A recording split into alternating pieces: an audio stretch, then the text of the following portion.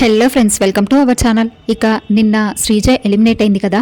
ఎలా అయిందంటే నిన్న వీళ్ళకి టాస్క్లు అయితే పెడతారు డేంజర్ జోన్లో ఉన్న ఐదుగురికి.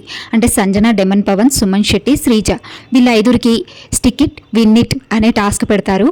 అందులో సంజన గారు సేవ్ అవుతారు. ఇక మిగిలింది డెమన్ పవన్, సుమన్ శెట్టి, శ్రీజ. మళ్ళీ వీళ్ళ ముగ్గురికి ఇంకొక టాస్క్ పెడతారు. ఈ టాస్క్లో ఎవరు డెమన్ పవన్ సేఫ్ అవుతాడు. ఇక తర్వాత నాగార్జున సార్ చెప్తారు, మీకున్న బ్లాక్ స్టార్స్లలో ఇద్దరు సేవ్ అయ్యారు. ఇంకా సుమన్ శెట్టి, శ్రీజ అంటే చాలా డేంజర్ జోన్లో ఉన్నారు.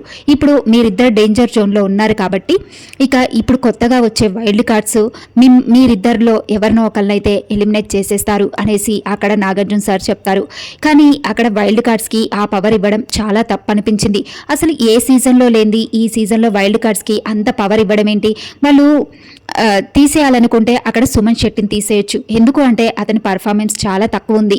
ఇంకా శ్రీజాని చూసుకుంటే శ్రీజ గేమ్ చాలా అద్భుతంగా ఆడుతుంది.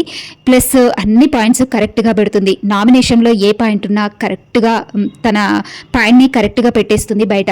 అంత స్ట్రాంగ్ కంటెస్టెంట్ని వాళ్ళు వైల్డ్ కార్డ్స్ వచ్చి ఒక్కసారిగా ఎలిమినేట్ చేయడం అస్సలు బాలేదు. ఇక ఇలా ఎలిమినేట్ చేయడం జనాలకు కూడా నచ్చట్లేదు.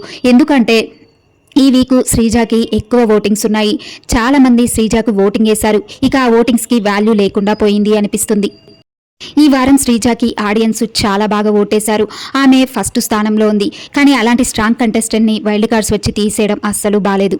శ్రీజ ఎలిమినేషన్ ఫెయిర్ అనిపించిందా, అన్ఫెయిర్ అనిపించిందా ఒకసారి కామెంట్ చేసి చెప్పండి. ఇంకా మరిన్ని అప్డేట్స్ కోసం ప్లీజ్ సబ్స్క్రైబ్.